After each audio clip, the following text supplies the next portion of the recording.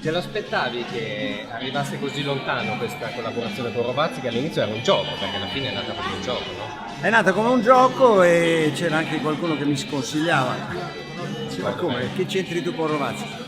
Io invece mi sono divertito, alla sua idea, al suo progetto, alla sua maniera di raccontare questo incontro.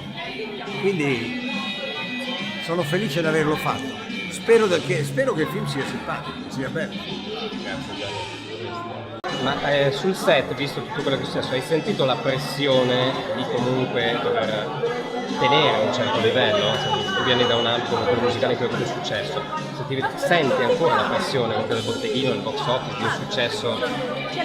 Guarda, in realtà solitamente le cose vengono meglio quando si è rilassati. Io cerco di togliermi tutte le ansie di un futuro prossimo che potrebbe essere di incassi e altre cose, proprio per cercare di fare al meglio le cose che sto facendo in quel momento. Io ho fatto quello che mi hanno chiesto, quindi sono bene o male quello che mi è stato chiesto l'ho fatto e spero di averlo fatto bene, ma non sono io quello da giudicare.